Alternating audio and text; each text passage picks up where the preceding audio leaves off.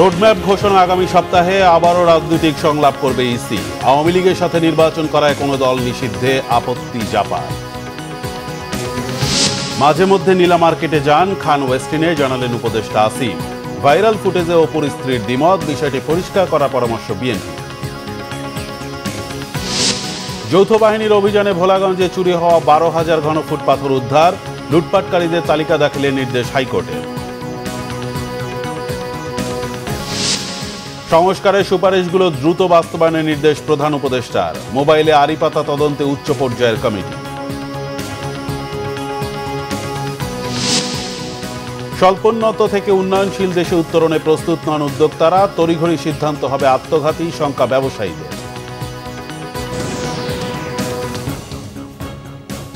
দেখছিলেন crown cement সংবাদ শিরোনাম। আগামী সপ্তাহেই ত্রয়োদশ জাতীয় সংসদ নির্বাচনের রোডম্যাপ ঘোষণা করতে যাচ্ছে নির্বাচন কমিশন। ভোট সামনে রেখে আগামী মাস থেকে বিভিন্ন রাজনৈতিক দল ও স্টেক হোল্ডারদের সাথে কমিশন সংলাপে বসতে যাচ্ছে, জানিয়েছেন নির্বাচন কমিশন সচিব আক্তার আহমেদ। এদিকে আওয়ামী লীগের সাথে শুধু নির্বাচনে অংশ নেয় কোনো দলকে নিষিদ্ধ করা বা নির্বাচন থেকে দূরে রাখা গণতন্ত্র চর্চার বিপরীত বলে ইসিকে জানিয়েছেন জাতীয় পার্টির নেতারা। ওবায়দুল্লাহ মামুনের প্রতিবেদন। জাতীয় নির্বাচনকে সামনে রেখে সরগরম নির্বাচন কমিশন। প্রতিদিনই প্রধান নির্বাচন কমিশনার সাথে বৈঠকে বসছে বিভিন্ন রাজনৈতিক দল ও অংশীজনেরা, তুলে ধরছেন বিভিন্ন দাবি দাওয়া। বৃহস্পতিবার বিকেলে আগামী জাতীয় নির্বাচনের রোডম্যাপ নিয়ে গণমাধ্যমে কথা বলেন নির্বাচন কমিশন সচিব আক্তার আহমেদ। জানান, আগামী সপ্তাহে জাতীয় নির্বাচনের রোডম্যাপ ঘোষণা করতে যাচ্ছে কমিশন। এরই মধ্যে নির্বাচনী আসনের সীমানা নির্ধারণ ও প্রবাসীদের ভোট প্রক্রিয়া অনেকটাই চূড়ান্ত করেছে নির্বাচন কমিশন। হ্যাঁ, আমরা এটা নিয়ে আলোচনা করেছি এবং আমরা আশা করছি আগামী সপ্তাহে আপনাদেরকে আমাদের নির্বাচনের রোডম্যাপটা দিতে পারবো। আপনাদের প্রস্তুতি এবং আমাদের প্রস্তুতি সম্পর্কে একটা ভালো ধারণা পাবেন। এর আগে নির্বাচন কমিশন ভবনে সিইসির সঙ্গে দেখা করে জাতীয় পার্টির 4 সদস্যের প্রতিনিধি দল আগামী নির্বাচনে নিজেদের অংশগ্রহণ, প্রতীক বরাদ্দ ও দলের সার্বিক পরিস্থিতি অবহিত করেন প্রধান নির্বাচন কমিশনারকে। গত 3টি নির্বাচনে অংশ নেয় জাতীয় পার্টিকে নির্বাচন থেকে দূরে রাখা গণতন্ত্রের চর্চা নয় বলেও মন্তব্য করেন দলটির মহাসচিব শামীম হায়দার পাটোয়ারি। নির্বাচনে অযোগ্যতা ঘোষণার জন্য যেসব কন্ডিশন আছে নির্বাচনের আইনে আরপিওতে, তার কোনোটাই জাতীয় পার্টি পড়ে না। যদি জাতীয় পার্টি নির্বাচনে অযোগ্য ঘোষণার ক্রাইটেরিয়ায় না পড়ে, তাহলে জাতীয় পার্টিকে কেন নির্বাচনে অযোগ্য ঘোষণা করা হবে? আর নির্বাচন মানেই তো সকল দলের অংশগ্রহণ, বহু মত, বহু দল। জাতীয় পার্টিকে নিয়ে যে নিষিদ্ধ করার দাবি তোলা হচ্ছে, আমি এটা খুব দুঃখজনক। শুধুমাত্র ভোটে অংশগ্রহণের জন্য কাউকে নির্বাচনে অযোগ্য ঘোষণা করা যেতে পারে না। বর্তমান সরকার নিরপেক্ষ নয় মন্তব্য করে জাতীয় পার্টির মহাসচিব বলেন, কমিশনকে আগামী নির্বাচনে নিরপেক্ষতার পরিচয় দিতে হবে। ওবায়দুল্লাহ মামুন, বাংলা ভিশন, ঢাকা। স্থানীয় সরকার উপদেষ্টা আসিফ মাহমুদ জানিয়েছেন, মাঝে মধ্যে রাতে 300 ফিটের নীলা মার্কেট এলাকায় খেতে যান তিনি। সেখানে দোকান বন্ধ থাকলে মাঝে মাঝে যান ওয়েস্টিনে। তার বিরুদ্ধে চাঁদাবাজিতে সংশ্লিষ্টতার অভিযোগ উদ্দেশ্যমূলক দাবি করলেও সাবেক সংসদ সদস্যের গুলশানের বাসায় চাঁদাবাজির ঘটনার পর সামাজিক মাধ্যমে ছড়িয়ে পড়া সিসিটিভির ফুটেজের ব্যাখ্যা দিতে পারেননি এই উপদেষ্টা। জানান, ফুটেজটি তার কিনা তা নিশ্চিত নন। মুহিবুল্লাহ মুহিবের রিপোর্টে বিস্তারিত। সাবেক সংসদ সদস্য শাম্মী আহমেদের গুলশানের বাসায় চাঁদাবাজির ঘটনায় অভিযুক্ত গণতান্ত্রিক ছাত্র সংসদের সাবেক যুগ্ম আহ্বায়ক জানে আলম অপুর স্বীকারোক্তিমূলক বক্তব্যে এই ঘটনায় উপদেষ্টা আসিফ মাহমুদের নাম উঠে আসে। সম্প্রতি গুলশানে বরিশালের এই যে নারী এমপির বাসায় চাঁদাবাজির যে ঘটনার ভিডিও ফুটেজ ভাইরাল হয়েছে, যে সিসিটিভি ফুটেজটা আপনারা দেখছেন, ওখানে টাকার ব্যাগ নিতে কালো টি শার্ট পরা যে ছেলেটা ছিল সেটা ছিলাম আমি। সেই বাসায় আমরা অভিযান চালাই। আপনারা কি জানেন, সেই অভিযানে যাওয়ার আগে গুলশানেরই কোনো একটা জায়গায় আমার সাথে উপদেষ্টা আসিফ মাহমুদের কথা হয়। জানে আলম অপু জানান, ঘটনার দিন ভোর 4টায় মোটরসাইকেলে করে হোটেল ওয়েস্টিনের সামনে যান আসিফ মাহমুদ। সেখানে একটি জটলায় কিছুক্ষণ আলাপ শেষে বাইকে করে 2 ব্যক্তিকে চলে যেতে দেখা গেলেও ফুটেজে স্পষ্ট কারো চেহারা দেখা যায়নি। অনেকে, আমি যখন পোস্ট করছিলাম যে আমি গোটা বিষয়টা ক্ল্যারিফিকেশন একটা ভিডিও দিব, অনেকেই কমেন্ট করছে যে হ্যাঁ ভাই, সময় নেন, সমস্যা নাই, ভালো করে স্ক্রিপ্ট লেখেন, তারপর আইসেন। ওই 17 জুলাই 16 জুলাই পার হয়ে 12টার পরে যখন 17 জুলাই পরে ওই 17 জুলাই ভোর 4:15 থেকে 30 এই 15 মিনিট সময় ওয়েস্টিন ইন্টারন্যাশনাল যে হোটেলটা, এই ওয়েস্টিনের নিচে সাদা সিএফ মোটো বাইকে হেলমেট লাগানো অবস্থায় আমার সাথে কথা বলতেছিলেন একজন উপদেষ্টা। সেই উপদেষ্টা ছিলেন আসিফ মাহমুদ সজীব ভুইয়া। ওই দিন ভোর রাতে আসলেই কি ওয়েস্টিনের সামনে গিয়েছিলেন স্থানীয় সরকার উপদেষ্টা আসিফ মাহমুদ? জানতে চাইলে তিনি বলেন, ভোর রাতে মাঝে মধ্যে বাইক নিয়ে ওয়েস্টিন অথবা 300 ফিট এলাকায় খেতে গেলেও ওই দিন গিয়েছেন কিনা তা মনে নেই তার। আমি মাঝে মধ্যেই আমার রাতে যখন কাজ শেষ হয় প্রায় কখনো কখনো ভোর হয়ে যায়, আমি রাতে খাওয়া দাওয়া ওই সময় বাসায় আসলে খাওয়া দাওয়া দেওয়ার মতো কেউ থাকে না খাবার, তো আমি মাঝে মধ্যে বেশিরভাগ সময় যাই 300 ফিটের নীলা মার্কেট বলে একটা জায়গা আছে, আপনারা জানেন, ওইখানে হাঁসের মাংস খুব ভালো পাওয়া যায়, তো ওইখানে হয়তো যাই 4-5 জন মিলে। তো আবার মাঝে মধ্যে ওইটা আবার বেশি ভোর হয়ে গেলে বন্ধ থাকে, তখন ওইদিকে ওয়েস্টিনে যাওয়া হয়। তবে এক্স্যাক্ট ওই দিন আমি গিয়েছিলাম কিনা বা সেখানে ছিলাম কিনা এটা আমার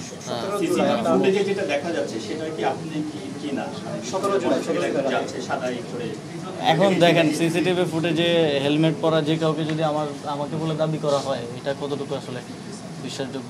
জানে আলম অপুর সাথে দীর্ঘদিনের পরিচয় থাকার কথা স্বীকার করে জোর করে তার কাছ থেকে এই ধরনের স্বীকারোক্তি নেওয়া হয়েছে বলে এই উপদেষ্টার অভিযোগ। তদন্ত চলছে, যেহেতু ইনভেস্টিগেশন চলছে, এটা নিয়ে মন্তব্য করাটা উচিত না। তারপরে যেহেতু আমার নাম স্পেসিফিকলি সেখানে এসেছে এবং এই নামটা আসার পরে আমি একরকম অবাকই হই।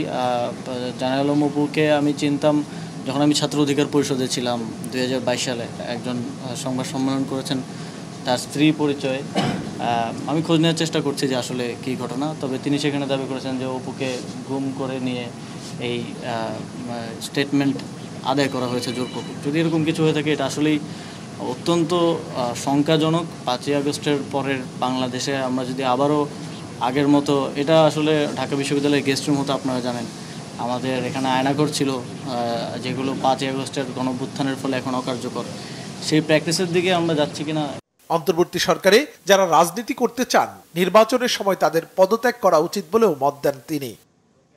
মুহিবুল্লাহ মুহিব, বাংলা ভিশন, ঢাকা। গুলশান চাঁদাবাজি কাণ্ডে গ্রেফতার জানে আলম অপুর ভাইরাল ভিডিওর পর তার স্ত্রী আনিসার দাবি জোর করে সেই ভিডিও ধারণ করা হয়েছে। জানান, এনসিপির পক্ষ থেকে এই ব্রিফিংয়ের আয়োজন করা হয়েছে। ছড়িয়ে পড়া ভিডিও ধারণের সঙ্গে বিএনপি নেতা ইশরাক হোসেনের লোকজন জড়িত বলেও অভিযোগ করেন চাঁদাবাজিতে জড়িত অপুর স্ত্রী। মিরাজ হোসেন গাজীর রিপোর্ট। গুলশানের সাবেক এমপির বাসায় টাকার বান্ডিল সহ ধরা পড়েন বৈষম্যবিরোধী ছাত্র আন্দোলনের নেতা রিয়াদ ও জানে আলম অপু। আর এই দুজনের সঙ্গে জাতীয় নাগরিক পার্টি এনসিপির শীর্ষ নেতাদের ঘনিষ্ঠ সম্পর্কের কথা আগেই জানা গেছে। গ্রেপ্তারের আগে জানে আলম অপুর একটি ভিডিও রেকর্ড করে বন্ধুকে দিয়ে যায়।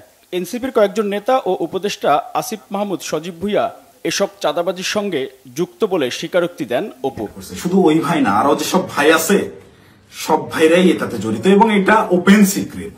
এই সকল ভাইরা, এই যে আমাদের আসিফ মাহমুদ সজীব ভুইয়া ভাই সেদিন যে সিএফ মোটো বাইকটা নিয়ে আসছে, এই রাত্রেবেলা বাইক রাইডিং করতে এসে গুলশানে আসছে, ওই ওয়েস্টিনে 5 স্টার হোটেলে ছাড়া সে বসে না কোথাও।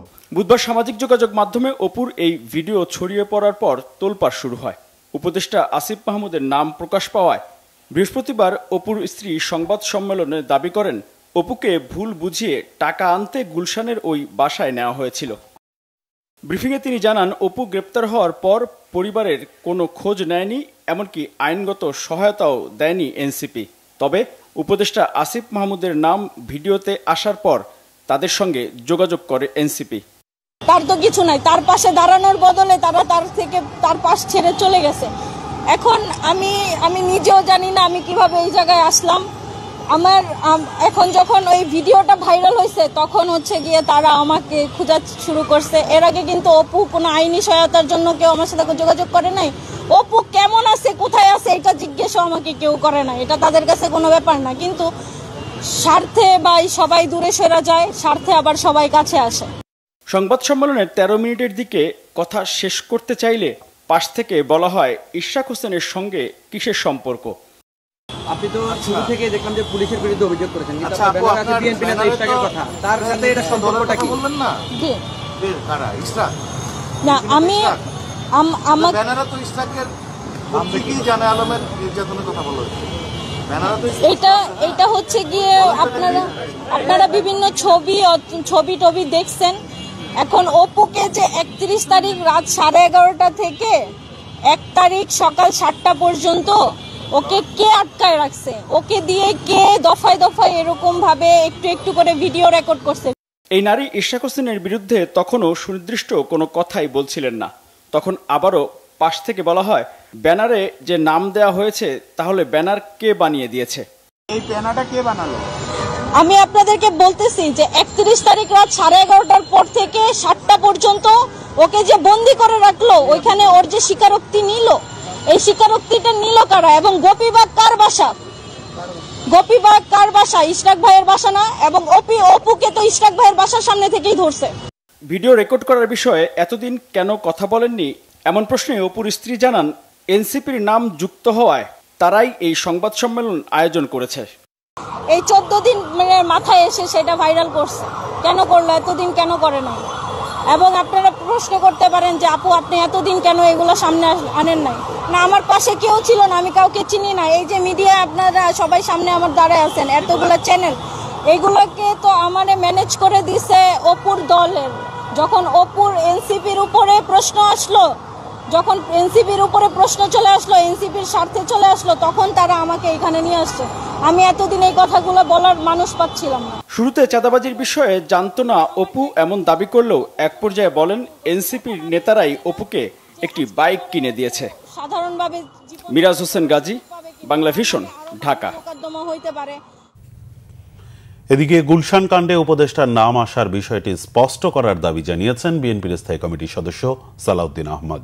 বলেছেন, এই ঘটনার তদন্ত না হলে উপদেষ্টাদের বিষয়ে আরও প্রশ্ন উঠবে। জনগণের সামনে সত্য তুলে ধরা দরকার বলেও মন্তব্য তার।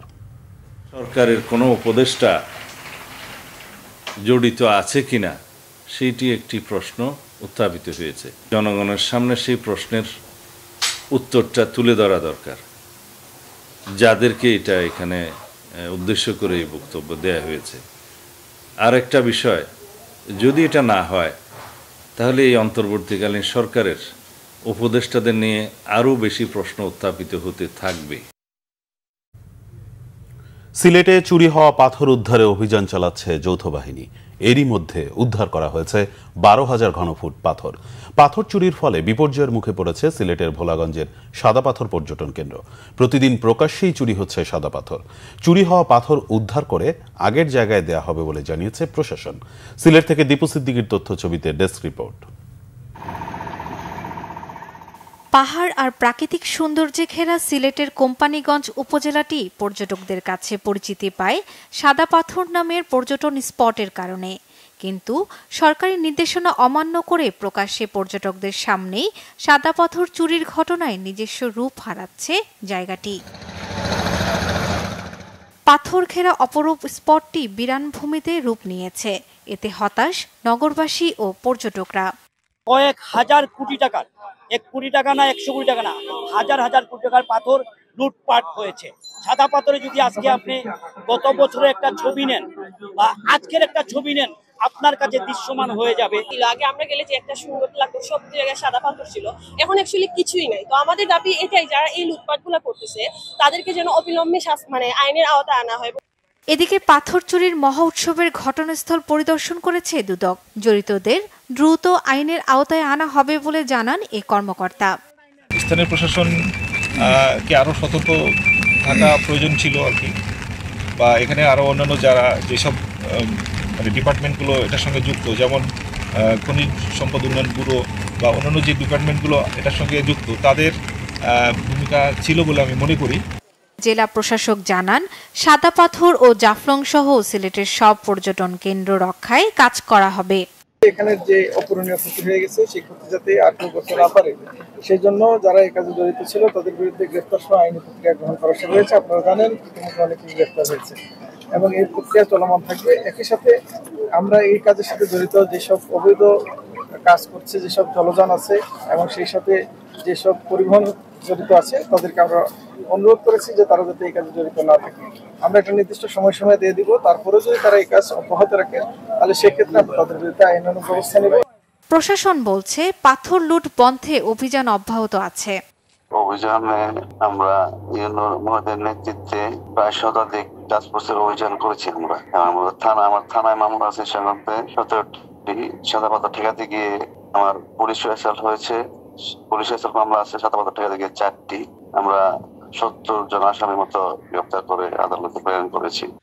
অন্যদিকে সাদা পাথরকে পূর্বের অবস্থানে ফিরিয়ে নেয়ার সিদ্ধান্ত বাস্তবায়নে বুধবার রাতে অভিযান শুরু করেছে যৌথ বাহিনী। এরই মধ্যে উদ্ধার করা হয়েছে 12,000 ঘনফুট পাথর। এছাড়া বিভিন্ন সড়কে চেকপোস্ট ও তল্লাশি চালানো হচ্ছে। Banglavision news desk. সিলেটের কোম্পানিগঞ্জ উপজেলার ভোলাগঞ্জ থেকে সাদা পাথর লুটপাটকারীদের তালিকা দাখিলের নির্দেশ দিয়েছে হাইকোর্ট। একই সঙ্গে লুট হওয়া সব পাথর 7 দিনের মধ্যে আগের জায়গায় ফেলার নির্দেশ দিয়েছে উচ্চ আদালত।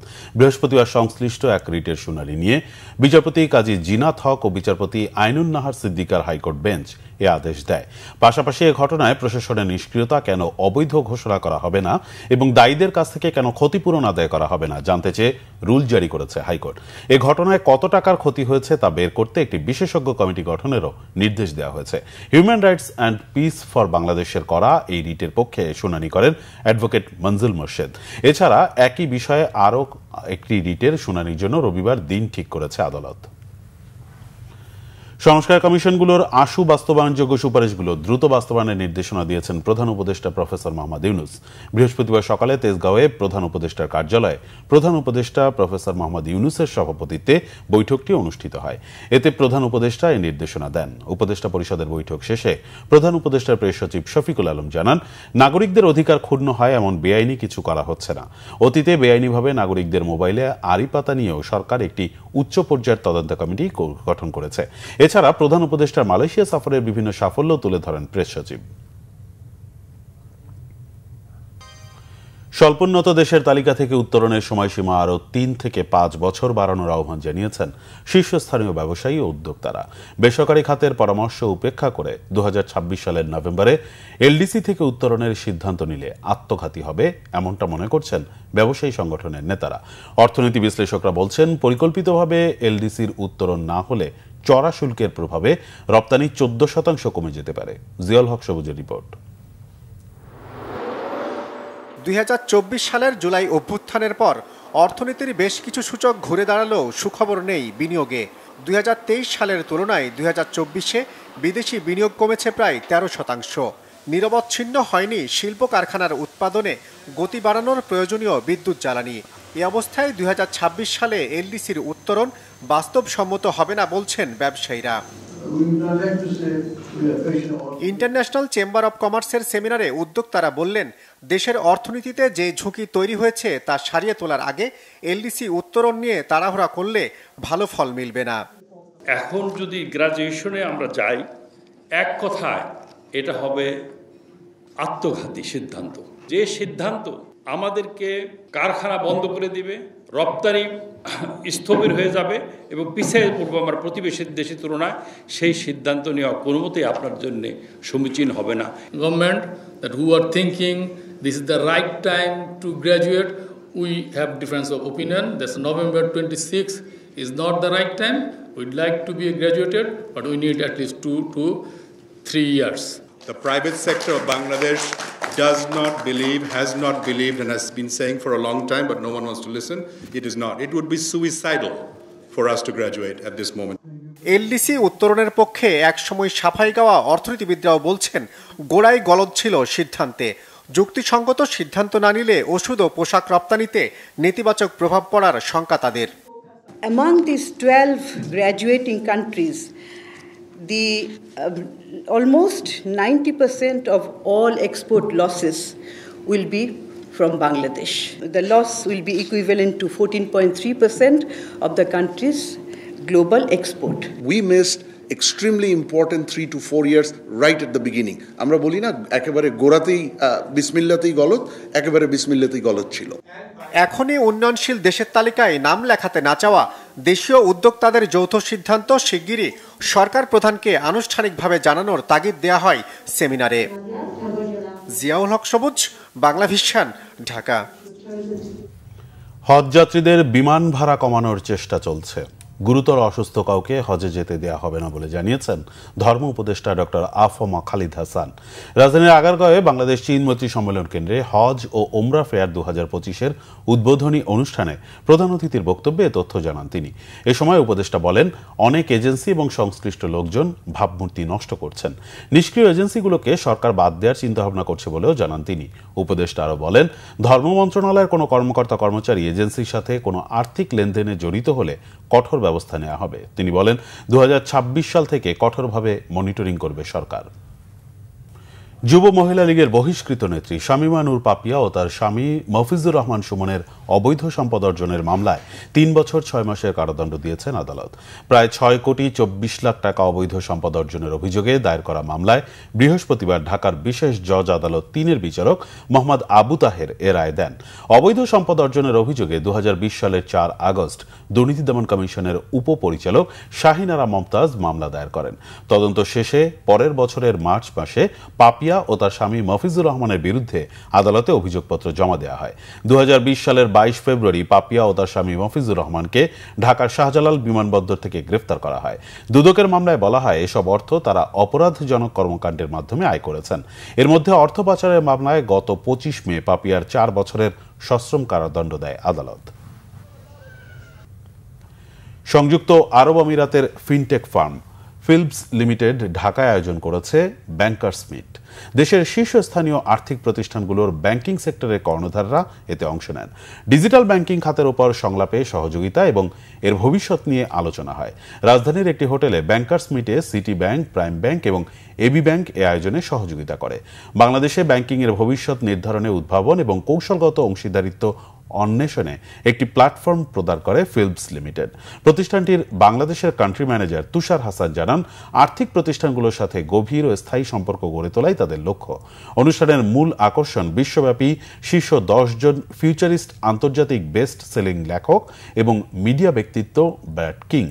ব্যাংকার্স মিটে বক্তব্য দেন অ্যাসোসিয়েশন অব ব্যাংকার্স বাংলাদেশ লিমিটেডের চেয়ারম্যান মাসরুর আরেফিন, ফিল্পসের সিইও বিশ্বাস ধাকাল। সংবাদ শেষ করব ক্রাউন সিমেন্ট শিরোনামগুলো আরেকবার জানিয়ে। রোডম্যাপ ঘোষণা, আগামী সপ্তাহে আবারও রাজনৈতিক সংলাপ করবে ইসি। আওয়ামী লীগের সাথে নির্বাচন করায় কোন দল নিষিদ্ধে আপত্তি জাপার। মাঝে মধ্যে নীলা মার্কেটে যান খান ওয়েস্টিনে, জানালেন উপদেষ্টা আসিফ। ভাইরাল ফুটেজে অপুর স্ত্রীর দ্বিমত, বিষয়টি পরিষ্কার করার পরামর্শ বিএনপি। যৌথ বাহিনীর অভিযানে ভোলাগঞ্জে চুরি হওয়া 12,000 ঘনফুট পাথর উদ্ধার, লুটপাটকারীদের তালিকা দাখিলের নির্দেশ হাইকোর্টের। সংস্কারের সুপারিশগুলো দ্রুত বাস্তবায়নের নির্দেশ প্রধান উপদেষ্টার, মোবাইলে আড়িপাতা তদন্তে উচ্চ পর্যায়ের কমিটি।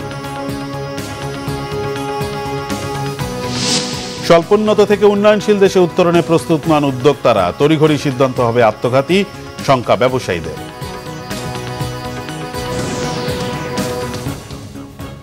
এই ছিল এখনকার মতো। পরের সংবাদ সকাল 7:30টায় দেখার আমন্ত্রণ রইল। এতক্ষণ সাথে থাকায় ধন্যবাদ।